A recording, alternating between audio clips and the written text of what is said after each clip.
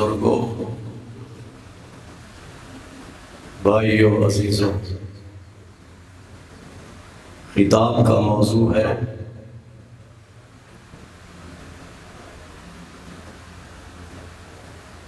قرآنی تعلیمات کے مطابق بے چین دل کا علاج۔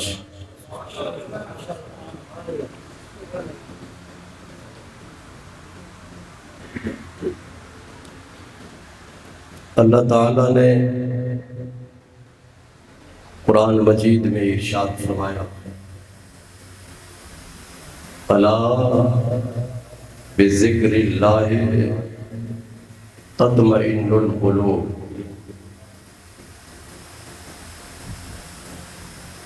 خبردار، اللہ کے ذکر سے دلوں کو چین حاصل ہوتا ہے۔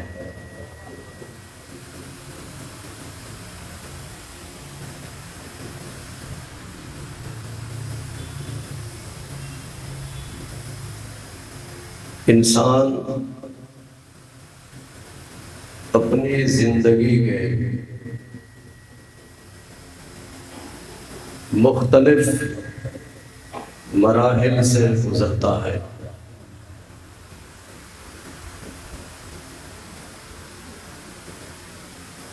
بچپن کے مراحل اور ہوتے ہیں، جوانی کے مراحل اور ہوتے ہیں، بڑھاپے کے مراحل اور ہوتے ہیں۔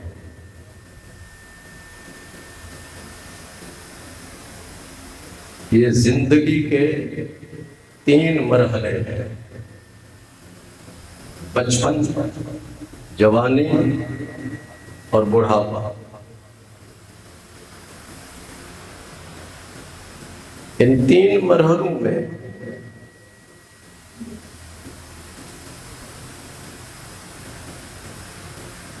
ہر مرحلے کے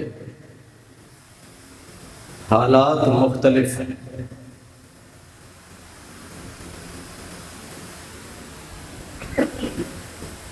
بعض اوقات بچپن میں ایسے حالات پیدا ہو جاتے ہیں کہ بچہ پریشان ہو جاتا ہے، بے چین ہو جاتا ہے۔ اسی طرح بچپن کے بھی کچھ حالات ایسے ہوتے ہیں کہ نوجوان کو بے چین کر دیتے ہیں۔ بڑھاپے کے بھی کچھ حالات اس قسم کے ہوتے ہیں کہ بوڑھا آدمی بے چین ہو جاتا ہے۔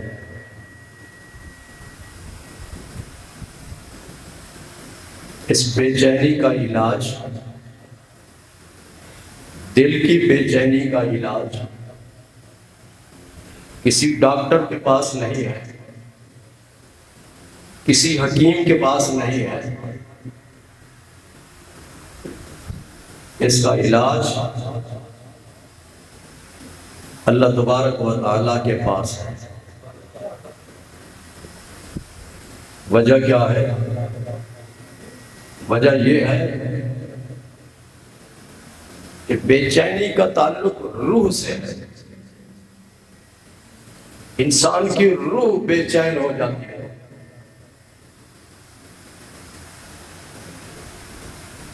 انسان 2 چیزوں سے بنا ہوا ہے، جسم سے اور روح سے۔ جسم اور روح دونوں کے مجموعے کا نام انسان ہے۔ جسم کا وطن زمین ہے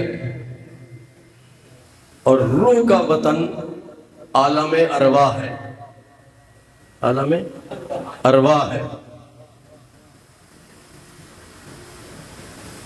جسم بے چین ہو تو اس سے زمین سے نکلنے والے پانی سے اس کی پیاس بجھائی جاتی ہے، زمین سے نکلنے والے اناج سے اس کی بھوک ختم کی جاتی ہے، اور روح بے چین ہو تو اس کی بے چینی پانی سے بھی دور ہوتی ہے۔ اس کی بے چینی سے روٹی سے دور نہیں ہوتی، اس کی بے چینی فروٹ سے دور نہیں ہوتی، اس کی بے چینی دور ہوتی ہے اللہ کے ذکر سے۔ کیوں؟ اس لیے کہ روح کا تعلق عالم ارواح سے ہے، عالم ارواح سے ہے، اور عالم ارواح کا تعلق ذکر الہی سے ہے۔ جب اللہ کا ذکر ہوتا ہے تو روح کو غذا ملتی ہے، تو روح کی بے چینی دور ہو جاتی ہے۔ تو اللہ کا ذکر کیا ہے؟ ہاں جی اللہ فرماتا ہے کہ اللہ کے ذکر سے بے چین دلوں کو چین ملتا ہے۔ اللہ کے ذکر سے، اللہ کا ذکر کیا ہے؟ ایک آدمی اللہ اللہ اللہ اللہ اللہ کی ضربیں لگاتا ہے، گلی میں پھر رہا ہے، بازار میں پھر رہا ہے، اللہ اللہ کی ضربیں لگا رہا ہے، نہ وہ نماز پڑھتا ہے، نہ روزہ رکھتا ہے، نہ حج کرتا ہے، نہ زکوٰۃ دیتا ہے، جی تو اس کے اللہ اللہ کرنے کا اس کو کوئی فائدہ نہیں۔ اللہ کے ذکر کا مطلب یہ نہیں ہے کہ گلی کوچے محلے میں ہر جگہ آپ اللہ اللہ اللہ اللہ کا ذکر کرتے رہو، سمجھ لے ظاہر۔ اللہ کے ذکر کا مطلب کیا ہے؟ اللہ کے ذکر کا مطلب ہے اللہ تبارک و تعالیٰ کے احکامات، اللہ تعالیٰ کے احکامات۔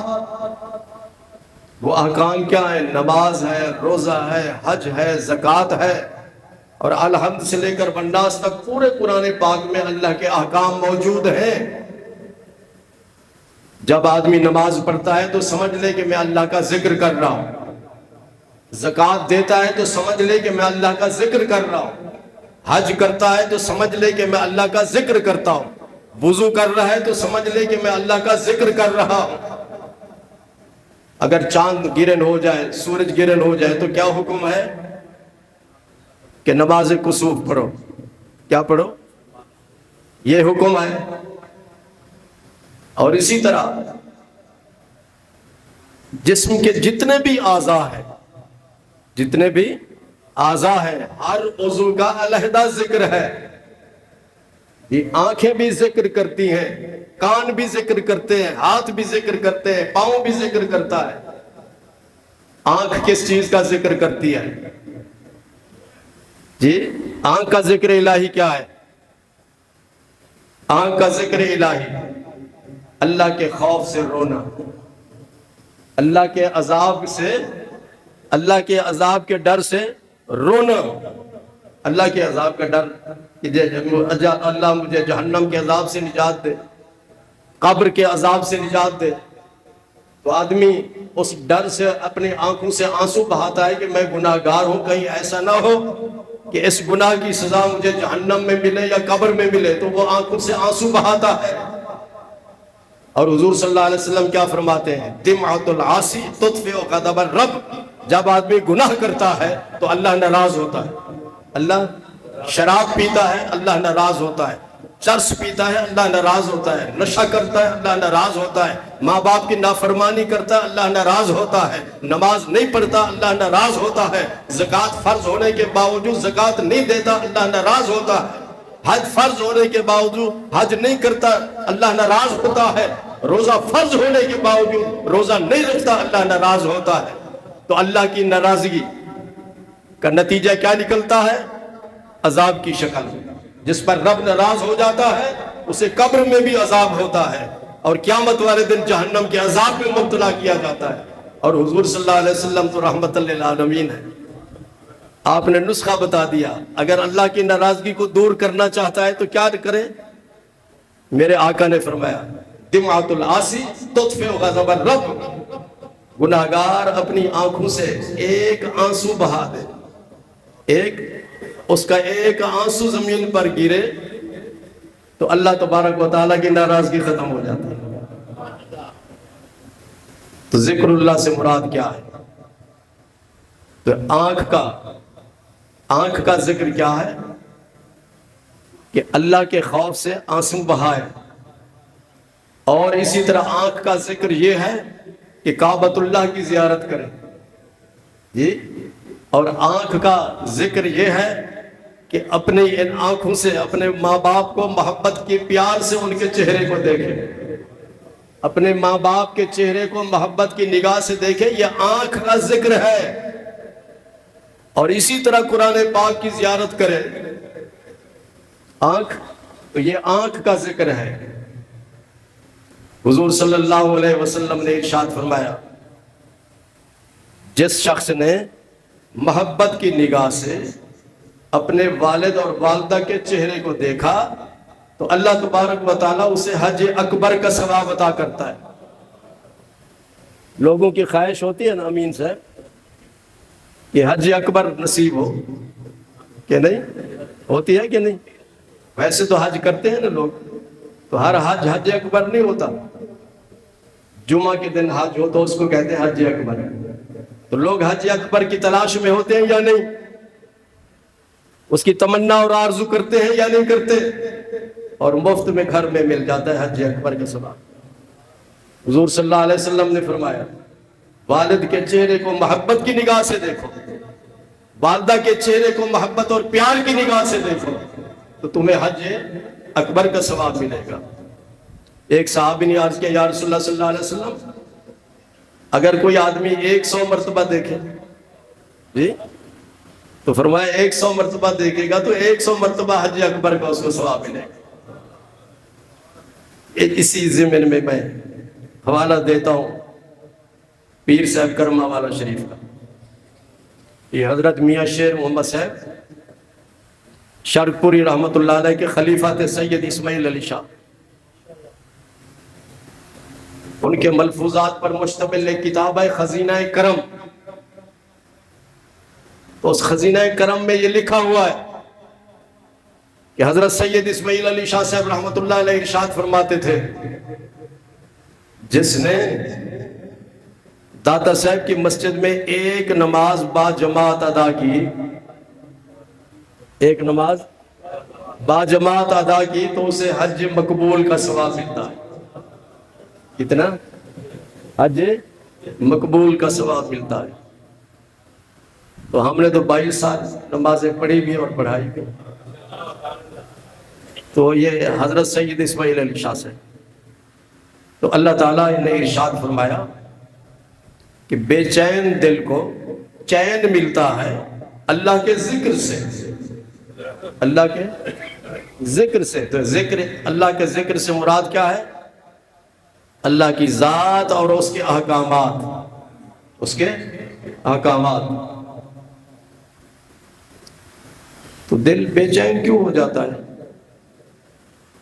یہ دنیاوی معاملات تو ہوتے رہتے ہیں، بے روزگاری ہے، مہنگائی ہے، اس طرح کی چیزیں، اولاد کی نافرمانی ہے۔ حضور صلی اللہ علیہ وسلم ارشاد فرماتے ہیں کہ جب بندہ گناہ کرتا ہے، بندہ گناہ کرتا ہے، شاہد جی اللہ کی نافرمانی کرتا ہے تو گناہ ہوتا ہے نا۔ جب بندہ گناہ کرتا ہے تو اللہ تعالیٰ اس کے دل پر ایک کالا سیاہ نقطہ لگا دیتا ہے۔ سمجھ رہے خادم؟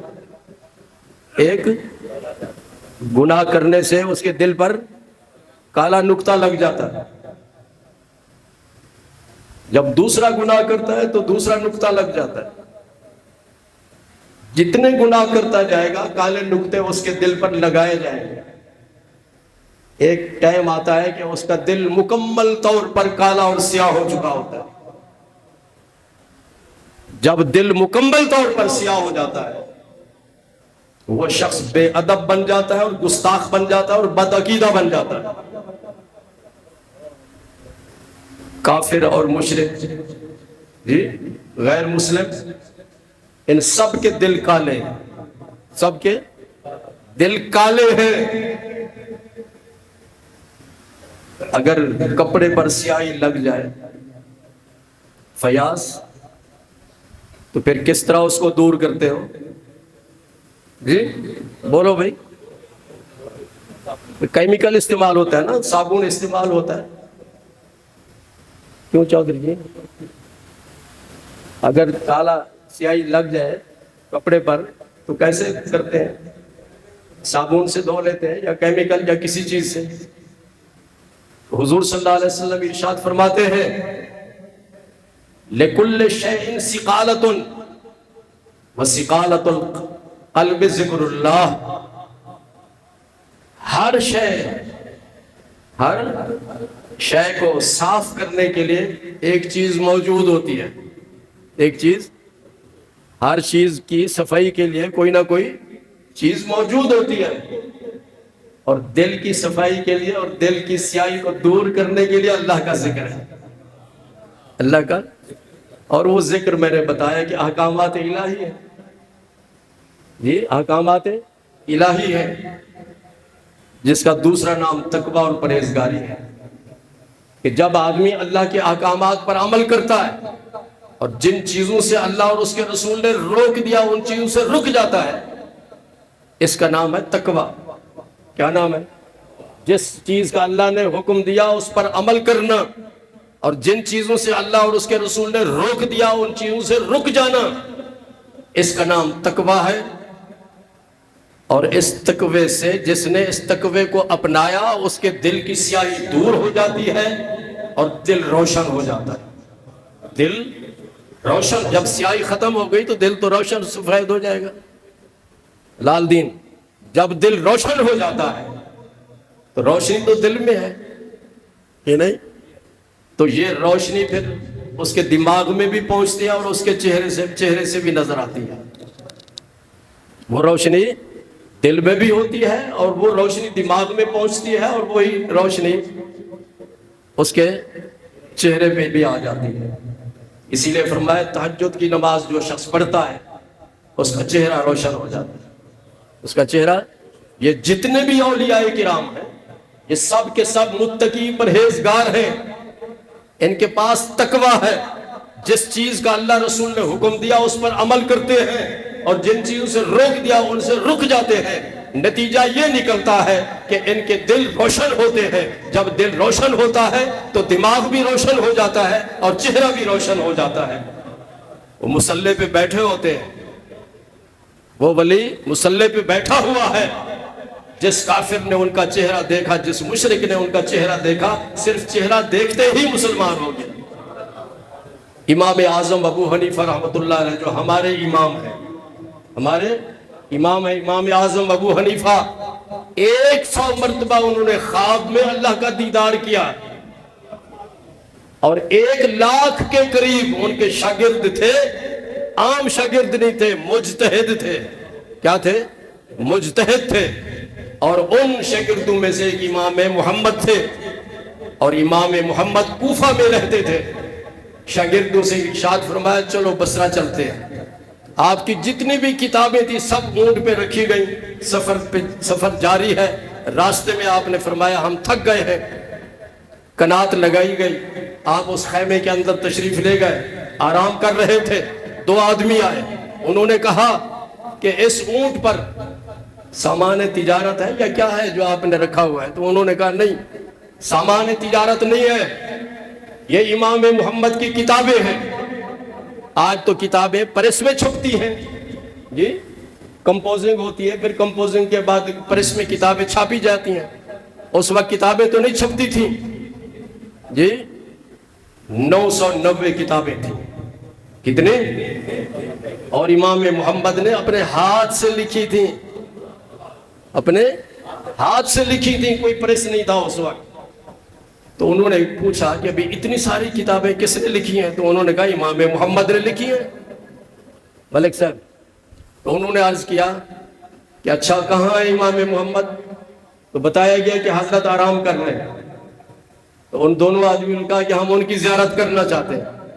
इतना बड़ा आदमी कि जिसने 990 किताबें अपने हाथ से लिखी हैं। तो शागिर्दों ने, मुरीदों ने ये नहीं कहा ये प्रोटोकॉल के खिलाफ है, हजरत आराम कर रहे हैं, अभी आपकी मुलाकात नहीं हो सकती, कि नहीं? आजकल पीरों का यही हाल है ना। पीरों को छोड़िए, दफ्तरों में आप चले जाएं, किसी अफसर के पास, अंदर वो चाय पी रहा होगा, दोस्तों से गपशप मार रहा होगा, اور آپ کہیں گے جی میں ملاقات کرنا چاہتا ہوں، وہ کہیں گے جی انتظار کرو، میٹنگ ہو رہی ہے، میٹنگ ختم ہو جائے گی تو پھر آپ ملاقات کر سکتے۔ کتنا جھوٹ بولتے ہیں جی، وہ کلرک بھی جھوٹ بول رہا ہے، چپراسی بھی جھوٹ بول رہا ہے، سارے جھوٹ بول رہے ہوتے ہیں، اور یہ جھوٹ گناہ کبیرہ کیا ہے؟ گناہ کبیرہ ہے، اور اسی کی نحوست ہے ہمارے اداروں کے اندر تباہی اور بربادی ہے، جھوٹ بولتے ہیں۔ شاگردوں نے یہ نہیں کہا کہ جی ہم ان کو اٹھائیں تو بے آرام ہو جائیں گے، انتظار کرو، نہیں، پردہ ہٹایا اور دونوں کو حضرت کی خدمت میں پیش کر دیا، حضرت امام محمد کے پاس پیش کر دیا۔ ان دونوں میں سے ایک آدمی نے جب امام محمد کو دیکھا تو اس نے کلمہ پڑھا، اس نے کلمہ پڑھا۔ دوسرا جو اس کا ساتھی تھا اس نے کہا تم بے وقوف ہو گئے ہو، امام محمد، وہ یہودی تھے، امام محمد نے اسلام کی حقانیت پر تو کوئی لیکچر نہیں دیا، وہ تو خاموش بیٹھے تھے۔ معلوم ہوتا ہے کہ انہوں نے تم پر کوئی پھونک ماری، جادو کیا، جس کی وجہ سے انہوں نے تجھے اپنا بنا لیا۔ آج کل جادوگر اس طرح کے جادو چلاتے ہیں، لوگ بھاگے بھاگے پھرتے ہیں ان کے پاس۔ تو اس نے کہا نہیں، ایسی بات نہیں ہے۔ جس نے کلمہ پڑھا اس نے کہا ایسی بات نہیں۔ جب میں نے امام محمد کے چہرے کو دیکھا تو میرے دل میں خیال آیا کہ چھوٹے محمد کے چہرے کی یہ شان ہے تو بڑے محمد کے چہرے کی کیا شان ہے؟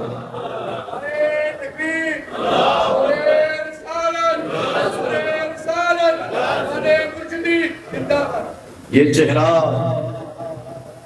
نورانی چہرہ، جی یہ جھوٹ نہیں بول سکتا، جھوٹ نہیں بول سکتا۔ اور اسی لیے تو جب حضرت جبریل علیہ السلام، کون ہے جبریل؟ بولو بھئی، یہ نوجوان بیچارے نہیں جانتے کسی چیز کو۔ جبریل علیہ السلام فرشتوں کے سردار ہیں، اور ان کی ڈیوٹی کیا ہے؟ ان کی ڈیوٹی یہ تھی کہ اللہ کا ہر حکم ہر نبی کے پاس لے کر آئے، اللہ کا ہر حکم اللہ کے نبی کے پاس آئے۔ اور ایک فرشتے کا نام ہے اسرائیل، کیا نام ہے؟ اسرائیل۔ اور اسرائیل کی ڈیوٹی کیا ہے؟ وہ روح قبض کرتا ہے۔ میں نے پہلے بتایا نا، ہمارے جسم کے اندر جسم بھی ہے، روح بھی ہے، وہ روح نکالتا ہے۔ کون؟ اسرائیل۔ تیار ہو جاؤ جی، خاص طور پہ بوڑھے لوگ تیاری کر لیں، میرے جیسے لوگ۔ تو یہ اسرائیل کا کام ہے۔ تو حضرت جبریل علیہ السلام حضور صلی اللہ علیہ وسلم کی خدمت میں حاضر ہوئے تو آپ کے پاس حضرت عائشہ موجود تھی۔ تو حضور صلی اللہ علیہ وسلم نے حضرت عائشہ صدیقہ رضی اللہ تعالیٰ عنہ کو خبر دی، اے عائشہ میرے پاس جبریل آئے۔ تو حضور صلی اللہ علیہ وسلم سے عرض کیا، یا رسول اللہ، جبریل سے میں ایک سوال کرنا چاہتی ہوں۔ وہ سوال یہ ہے کہ جبریل آدم علیہ السلام سے لے کر عیسیٰ علیہ السلام تک تمام نبیوں کے پاس گئے، تمام رسولوں کے پاس گئے، ذرا جبریل سے پوچھئے کہ میرے محبوب جیسا بھی تم نے دیکھا ہے؟ تو جبریل علیہ السلام نے کیا کہا؟ عرض کرتے ہیں، قلبت مشارق الارض و مغاربہا فلم ارى مثل محمد۔ میں نے مشرق کا دورہ کیا، میں نے مغرب کا دورہ کیا، جی پوری زمین، روئے زمین پر رہنے والے حسینوں جمیلوں خوبصورت لوگوں کو میں نے دیکھا، لیکن پیارے آپ جیسا حسین و جمیل میں نے نہیں دیکھا۔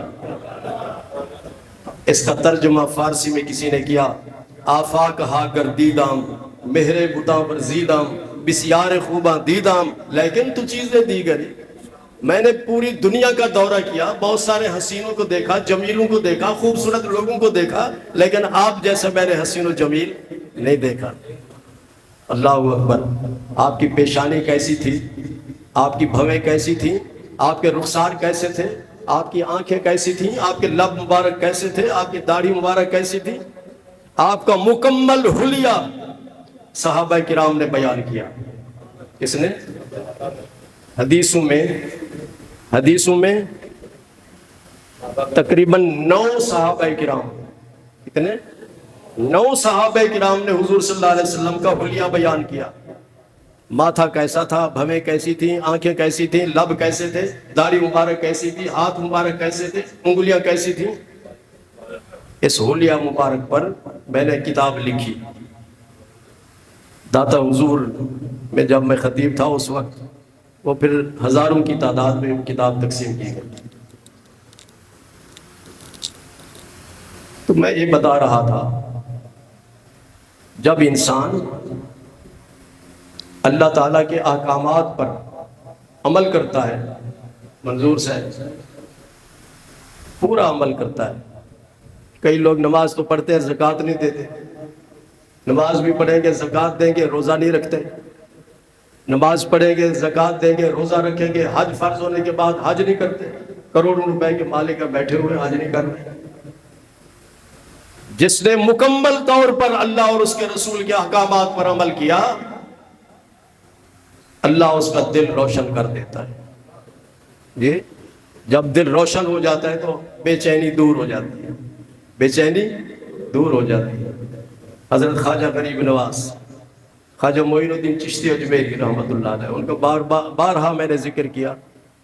آپ جب اجمیر میں تشریف لائے تو آپ مصلی پہ بیٹھے رہے، جی کندھے پر بسترا اٹھا کر گلی گلی کوچے کوچے میں جا کر عمران انہوں نے لوگوں کو دعوت نہیں دی. محی الدین جیسے لوگ جاتے ہیں نا، یہ نہیں جاتے، وہ اپنے مصلی پر بیٹھے رہے. اللہ کے ولی کی یہ شان ہوتی ہے، وہ کسی کے پاس جاتا نہیں، لوگ اس کے پاس آتے، مصلی پر بیٹھے رہے. جو بھی کافر ان کے چہرے کو دیکھتا تھا مسلمان ہو جاتا تھا. کیوں؟ چہرے میں کیا تھا؟ عاطف، نور الہی تھا. کیا تھا؟ نور الہی تھا. تو میری اس تقریر کا خلاصہ یہ ہے کہ اگر کوئی شخص اللہ اس کے بے چین دل کو چین اور سکون عطا فرمائے اور اس کے دل کو روشن کر دے تو اسے چاہیے کہ اللہ کے تمام احکامات پر عمل کرے. باقی مضمون اسی سے متعلق ہوگا اور آئندہ جمعۃ المبارک کے خطاب میں بیان کیا جائے گا. وآخر دعوانا ان الحمد للہ رب العالمین.